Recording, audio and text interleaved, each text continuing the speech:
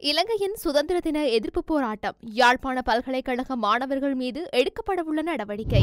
படைத்தளபதிகள் மீதான பிரித்தானியாவின் தடை கொந்தளிக்கும் மஹிந்த தரப்பு. யாழ்ப்பாண மக்களுக்கு விடுக்கப்பட்டுள்ள அவசர எச்சரிக்கை. கொழும்பில் இறுதிச் சடங்கில் ஏற்பட்ட பதற்றம். குழுக்களாக அடிதடியில் ஈடுபட்ட நபர்கள். தேசபந்துக்கு உதவிய காவல்துறை உத்தியோகத்தர்களுக்கு நேர்ந்த கதி. இலங்கை வரலாற்றில் மைல்கள் 1 கோடி சப்ஸ்கிரைபர்ஸ் பெற்ற முதல் யூடியூபர். அரசியல் எதிர்காலத்திற்காக ராஜபக்சர்களை காட்டிக் கொடுக்கும் நாமல் எழுந்துள்ள விமர்சனம். அதிரும் புவித்தகடுகள். மியன்மாரை தொடர்ந்து ஆப்கானிஸ்தானிலும் நிலநடுக்கம். இலங்கையின் 77வது சுதந்திர தினத்தன்று நடைபெற்ற கருப்பு கொடி அடையாள போராட்டம் தொடர்பில் இலங்கை பல்கலைக்கழக மானிய ஆணையகம் யாழ்ப்பாண பல்கலைக்கழக மாணவர்கள் மீது ஒழுங்கு நடவடிக்கை எடுக்க தயாராகி வருவதாக கூறப்படுகின்றது.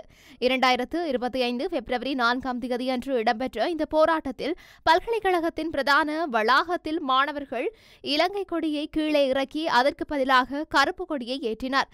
பல்கலைக்கழகம் சம்பந்தப்பட்ட மாணவர்களுக்கு எதிராக எடுத்த ஒழுங்கு நடவடிக்கைகள் குறித்த அறிக்கை உட்பட யாழ்ப்பாண பல்கலைக்கழக நிர்வாகத்திடமிருந்து மானிய ஆணையகம் இப்போது விரிவான விளக்கத்தை கோரியுள்ளது. போராட்டத்தில் ஈடுபட்டதாக நம்பப்படும் 9 மாணவர்களின் பெயர்கள் மற்றும் புகைப்படங்களை ஆணையகம் பெற்றுள்ளதாகவும் சம்பவம் தொடர்பாக மேலும் ஆவணங்களை கோரியுள்ளதாகவும் கூறப்படுகின்றது. பல்கலைக்கழக மானிய குழு மாணவர்கள் மீது மட்டுமல்ல பல்கலைக்கழக நிர்வாகத்தின் மீதும் நடவடிக்கை எடுக்கக்கூடும் என்றும் கூறப்படுவதாக ஊடகம் ஒன்று செய்தி வெளியிட்டுள்ளது. இலங்கை ராணுவத்தை சர்வதேச அரங்கில் குற்றவாளிகளாக்கும் பிரிவினைவாதிகளின் நிகழ்ச்சி நிரலுக்கு சார்பாகவே அனுர அரசாங்கம் செயல்படுகின்றது என ஸ்ரீலங்கா பொதுஜன பெரமுனவின் பொதுச் செயலாளர் சாகர காரியவசம் தெரிவித்துள்ளார். மனித உரிமை மீறல்கள் மற்றும் யுத்த குற்றச்சாட்டுகளை முன்வைத்து பிரித்தானிய அரசாங்கம் முன்னாள் ராணுவ தளபதிகளான சவேந்திர சில்வா, ஜகத் ஜெயசூரிய மற்றும் முன்னாள் கடற்படை தளபதி வசந்த கரன்னாகொட ஆகியோருக்கு எதிராக தடை விதித்துள்ளது. அரசியல் நிகழ்ச்சி நிரலுக்காகவே இலங்கை ராணுவத்தினர் சர்வதேச அரங்கில் தொடர்ச்சியாக நெருக்கடிக்குள்ளாக்கப்படுகின்றார்கள். நல்லாட்சி அரசாங்கமே இதற்கான ஆரம்பத்தை ஏற்படுத்தியது. 2015ஆம் ஆண்டு நல்லாட்சி அரசாங்கம் நாட்டு மக்களுக்கு அறிவிக்காமலேயே தீர்மானத்துக்கு இணை அனுசரணை வழங்க இணக்கம் தெரிவித்தது. இந்த தீர்மானத்துக்கு அமைய பல சட்டங்கள் இயற்றிக் கொள்ளப்பட்டன. நாங்கள் ஆட்சிக்கு வந்தவுடன் தீர்மானத்தில் இருந்து விலகினோம். இருப்பினும் அந்த தீர்மானத்தின் உள்ளடங்கல்கள் இன்றும் தாக்கம் செலுத்துகின்றன. இலங்கையின் ராணுவ பிரதானிகளுக்கு எதிராக பிரித்தானியா தடை விதித்தமை வன்மையாக கண்டிக்கத்தக்கது. பிரித்தானியாவின் ஒருதலைபட்சமான செயல்பாடு தொடர்பில் இலங்கை அரசாங்கம் வலுவான எதிர்ப்பினை வெளிப்படுத்தவில்லை. தடை தீர்மானத்தை நிராகரிப்பதாகவோ அல்லது வன்மையாக கண்டிப்பதாகவோ அறிவிக்கவில்லை. மிதமான போக்கில் அரசாங்கம் ஒரு அறிக்கையை வெளியிட்டுள்ளது. இலங்கை ராணுவத்தை சர்வதேச அரங்கில் குற்றவாளிகளாக்கும் பிரிவினைவாதிகளின் நிகழ்ச்சி நிரலுக்கு சார்பாகவே அரசாங்கம் செயல்படுகின்றது. பிரித்தானிய அரசாங்கம் இலங்கை ராணுவத்தின் முன்னாள் பிரதானிகளுக்கு விதித்த தடையை வன்மையாக கண்டிக்கும் தற்றுணிவு அரசாங்கத்துக்கு கிடையாது. எதிர்வரும் காலங்களிலும் பல நெருக்கடிகளை எதிர்கொள்ள நேரிடும். யுத்தம் முடிவுக்கு கொண்டு வந்தால் தான் மக்கள் விடுதலை முன்னணி இன்று ஆட்சிக்கு வந்துள்ளது என்பதை அரசாங்கம் நினைவில் வைத்துக் கொள்ள வேண்டும். ராணுவத்தினரின் உரிமைகளை பாதுகாப்பதற்கு என்றும் முன்னிற்போம். நாட்டு மக்களும் ஒருபோதும் ராணுவத்தினரை விட்டுக் கொடுக்க போவதில்லை என தெரிவித்துள்ளார். யாழ்ப்பாணம் உள்ளிட்ட வடக்கு மாகாண மற்றும் மட்டக்களப்பு, திருகோணமலை மாவட்டங்கள் உட்பட நாட்டின் பல பகுதிகளில் அதிக வெப்பம் தொடர்பில் பொதுமக்களுக்கு அவசர எச்சரிக்கை விடுக்கப்பட்டுள்ளது. இது விடயத்தில் பொதுமக்கள் அவதானமாக செயல்பட வேண்டும் என்று வானிலை ஆய்வுத்துறை தெரிவித்துள்ளது.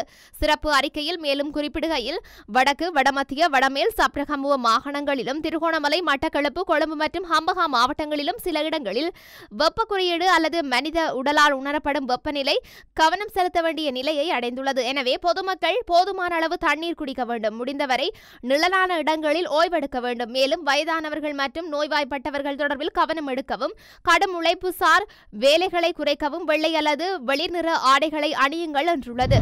கொழும்பின் புறநகர் பகுதியான பத்ரமுல்லையில் இறுதிச் சடங்கு வீட்டில் நேற்று காலை பதற்ற நிலைமை ஒன்று ஏற்பட்டுள்ளது. அரசியல் உரையாடல் ஒன்று நீண்ட தூரம் சென்றமையினால் இந்த நிலைமை ஏற்பட்டுள்ளதாக போலீசார் தெரிவித்துள்ளனர்.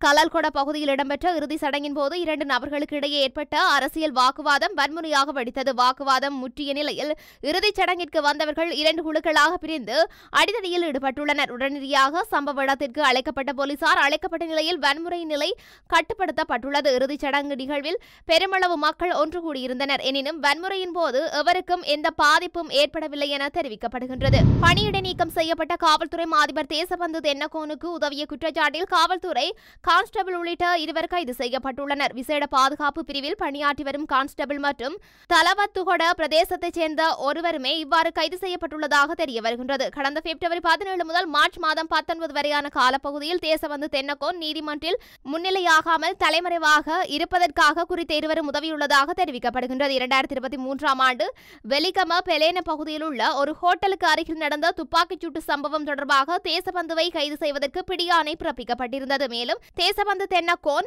20 நாட்கள் தலைமறைவாகியிருந்த நிலையில் மார்ச் 19ஆம் தேதி நீதிமன்றத்தில் சரணடைந்தமை குறிப்பிடத்தக்கது.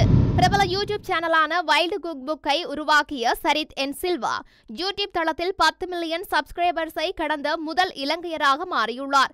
2020இல் தனது சேனலை தொடங்கியதிலிருந்து சரித் 600க்கும் மேற்பட்ட வீடியோக்களை பதிவேற்றியுள்ளார். 4 மில்லியனுக்கும் அதிகமான பார்வைகளை பெற்றுள்ளார். அவரது தனித்துவமான வெளிப்புற சமையல் பாணி மற்றும் உண்மையான இலங்கை சமையல் குறிப்புகள் உலகளாவிய பார்வையாளர்களை ஈர்த்துள்ளன.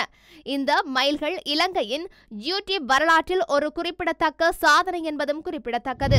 மொட்டு கட்சியின் தேசிய அமைப்பாளராக செயற்படும் நாமல் ராஜபக்ச தனது அரசியல் எதிர்காலத்தை கட்டியெழுப்புவதற்காக தமது கட்சியின் தற்போதைய தலைவர் உட்பட ராஜபக்ச குடும்பத்தின் முக்கிய தரப்பினரை காட்டிக் கொடுக்க ஆரம்பித்துள்ளதாக தென்னிலங்கை ஊடகங்கள் செய்தி வெளியிட்டுள்ளன. ஊடக சந்திப்பு ஒன்றில் கருத்து தெரிவித்த நாமல் ராஜபக்ச முன்னாள் பிரதமர் நீதியரசர் ஷிராணி பண்டாரநாயக்க மீதான பதவி நீக்கம் குறித்து வருத்தம் தெரிவித்துள்ளார். அது செய்யப்பட்டிருக்க கூடாத ஒன்று என்றும் பகிரங்கமாக கூறியிருந்தார். மஹிந்த ராஜபக்ச ஜனாதிபதியாகவும் பெசில் ராஜபக்ச முக்கிய அமைச்சராகவும் இருந்த காலத்தில் 2013ஆம் ஆண்டு ஷிராணி பண்டாரநாயக்க தலைமை நீதியரசர் பதவியில் இருந்து நீக்கப்பட்டிருந்தார். திவின் நெகும சட்டம் மீதான உச்ச நீதிமன்றத்தின் விளக்கம் ராஜபக்ச குடும்ப ஆட்சிக்கு சாதகமாக இல்லாததால் அவர் பதவி நீக்கம் செய்யப்பட்டதாக சில அரசியல்வாதிகளை மேற்கோள் காட்டி இந்த செய்திகள் வெளியாகியுள்ளன. ராஜபக்ச அரசாங்கத்தின் போது தலைமை நீதியரசர் பதவி நீக்கம் செய்ய எடுக்கப்பட்ட முடிவும் தவறான முடிவு என்றும் ராஜபக்ச அரசாங்கம் செய்த அதே தவறை தற்போதைய அரசாங்கம் செய்யக்கூடாது என்றும் நாமல் ராஜபக்ச கூறியிருந்தார். எங்கள் வரலாற்றில் சில அதிகாரிகள் தொடர்பாக எடுக்கப்பட்ட அரசியல் முடிவுகள் தவறானவை என்றும் ஒரு கட்சியாக அந்த தவறுகளின் விளைவுகளை நாங்கள் இன்னும் அனுபவித்து வருகின்றோம் எனவும் நாமல் கூறியிருந்தார். எனவே எதிர்காலத்தில் ஒரு அதிகாரியை குறிவைத்து அரசியல் முடிவை எடுக்க நாடாளுமன்றத்தின் அதிகாரம் பயன்படுத்தப்பட்டால் நாங்கள் தனிப்பட்ட முறையிலும் ஒரு கட்சியாகவும் அதற்கு உடன்பட மாட்டோம் என்று நாமல் வலியுறுத்தியிருந்தார். மியன்மாரில் நேற்று பதிவான சக்தி வாய்ந்த நிலநடுக்கத்தை தொடர்ந்து மேலும் சில நாடுகளில் நிலநடுக்கம் ஏற்பட்டுள்ளதாக சர்வதேச ஊடகங்கள் செய்தி வெளியிட்டுள்ளன. ஆப்கானிஸ்தானில் இன்று அதிகாலை 4.7 மெக்னிடியூட் அளவில் நில அதிர்வு ஒன்று பதிவாகியுள்ளதாக அமெரிக்க புவியியல் ஆய்வு மையம் தெரிவித்துள்ளது. ஆப்கானிஸ்தானில் உள்ள ஜீர்மிலிருந்து தென்கிழக்கே 24 கிலோமீட்டர் தொலைவில் 226.9 கிலோமீட்டர் ஆழத்தில் இந்த நில அதிர்வு பதிவாகியுள்ளதாக குறிப்பிடப்பட்டுள்ளது. இந்த நிலையில் குறித்த நிலநடுக்கத்தால் ஏற்பட்ட சேத விவரங்கள் குறித்து இதுவரை எந்த தகவல்களும் வெளியாகவில்லை என தெரிவிக்கப்படுகின்றது. இதேவேளை அத்லாந்திக் பெருங்கடலில் 6.6 மெக்னிடியூட் அளவில் நேற்று நில அதிர்வு ஒன்று பதிவாகியுள்ளது. பிரேசிலில் இருந்து 585 கிலோமீட்டர் தொலைவில் அத்லாந்திக் பெருங்கடலில் 6.4 கிலோமீட்டர் ஆழத்தில் இந்த நில அதிர்வு உணரப்பட்டுள்ளதாக வெளிநாட்டு ஊடகங்கள் செய்தி வெளியிட்டுள்ளமை குறிப்பிடத்தக்கது.